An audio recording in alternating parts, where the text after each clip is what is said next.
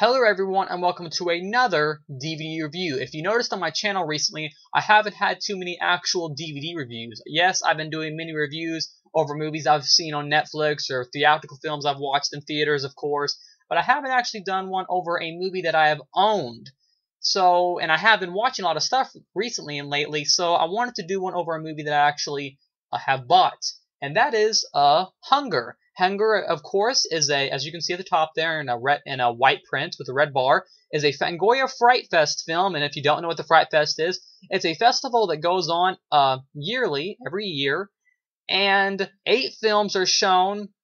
And then when they come out on DVD, they're put in a nice little hefty and very expensive box set, or you can just buy all 8 films separately. Anyways, Hunger was one of those 8 films back in the year 2010. And that's the Fright Festival. That's what Fangoria Frightfest is. So anyways, let me tell you a little about Hunger.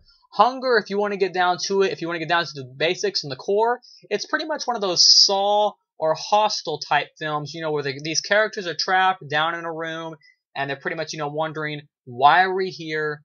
Who done this to us?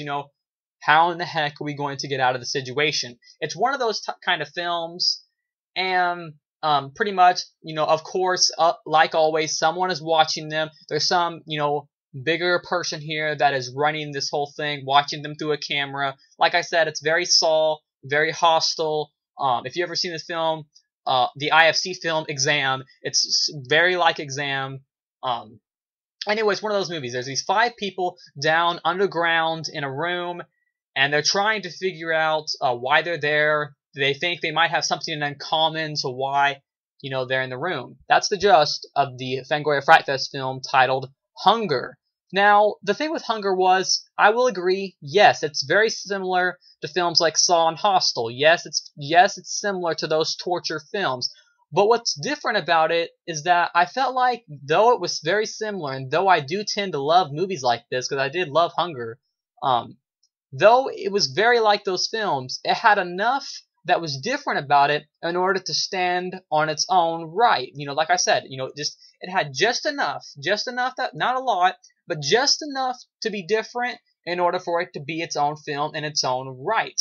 Now, the main thing that I liked about it was it was very intense. It's very suspenseful. Now, it does back down at times where there's sentimental moments and the characters are talking and stuff, but it's a very intense film, because they're trapped down in this, underground room for, I won't say how long, but they're going to be down there for a long time in this movie. And the only thing in this room is there's 4 great big barrels of water. And that's it. Just these 4 great big barrels of water. There's no food. That's it. Just the 4 barrels of water. So it leads you to think, what are they going to eat? Well, only one can assume, right? So anyways, that's the gist of Hunger. Now, within the first 10 minutes of the movie, it's instantly eye-catching, and the reason I say that is because it's literally darkness. It starts off with a girl character, and she cannot even see, it starts off with a girl screaming, and there's a guy looking for her, and all she's saying, come find me, she's screaming, saying, help, help, and the guy is walking towards her, and it's so black. It's just like the characters cannot even see the hands in front of their face, That's the lighting of the first 10 minutes of the movie. All you can see is like half of the character's face as they walk throughout this pitch dark room.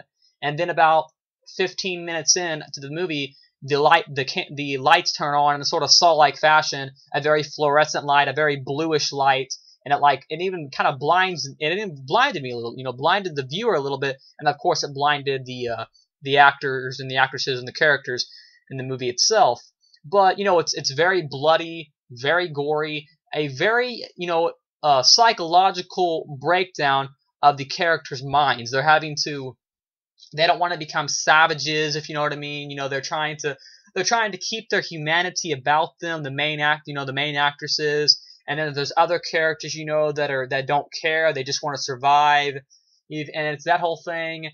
And there's some backstory. There's some backstory to all the characters, to why they're there and what they have in common. But there's even more backstory to the character that is watching them through the camera. There's some backstory to him and why he is exactly doing what he's exactly doing to them, and why he has them in this room. There's some backstory there, and I thought that backstory was just enough to set it apart. But anyways, overall, I really liked Hunger. I really thought that Hunger, in its own right, was a standout film. Yes, it has aspects that might be cliche to some, but it's just enough to keep you interested, and I really enjoyed Hunger.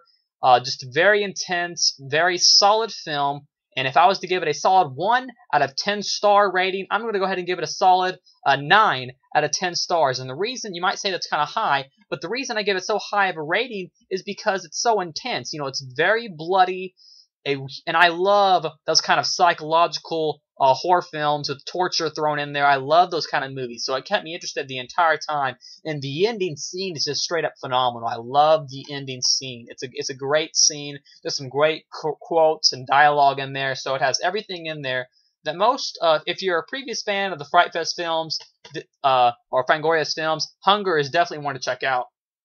Special features include behind the scenes, director's commentary, trailers, and then some deleted scenes. And I'd have to say the coolest thing on here, besides the commentary, which I have not listened to yet, is the 8 Fangoria Frights. And I'm going to take just a minute or two to talk about that. And the reason I want to talk about that, it's not just, you know, it says 8 Fangoria Frights. It's not just, you know, 8 trailers they show you, but the actress from the remake of House on the Haunted Hill and also from Cabin Fever, she introduces all 8 of these trailers. Like, they show the trailer for this movie, and what they'll do is she'll give some kind of, you know, some kind of cool little pun, and then she'll talk for a few seconds, and then she'll show the trailer, and then they'll show behind the scenes of that movie, and then all of a sudden she'll say some other little pun, and then she'll introduce the next trailer. And they show Fangoria films all from the year, they show all 8 of them from 2010, The Tomb, they show Grim Love, another Fangoria film, Pig Hunt, and the cool thing is, on not all of them, but on some of them, like Pig Hunt, not only did she introduce them and the trailer was shown, but after the trailer, they also showed behind the scenes of the movie itself, and that ran for a good 4 or 5 minutes. They showed you some of the some of the robotic effects, you know, because the pig is, you know, robotic. So they showed some of that for Pig Hunt. They showed, you know, their inspirations and their influences to make a movie like Pig Hunt. So it was really cool seeing those 8 trailers. I didn't watch all of them, only watched about 4 or 5, but it was really cool to see that. Anyways, that's my review of Fangoria Frightfest's Hunger. Thank you for watching. Like, comment, subscribe to my page below, and I'll see you guys later with another movie review.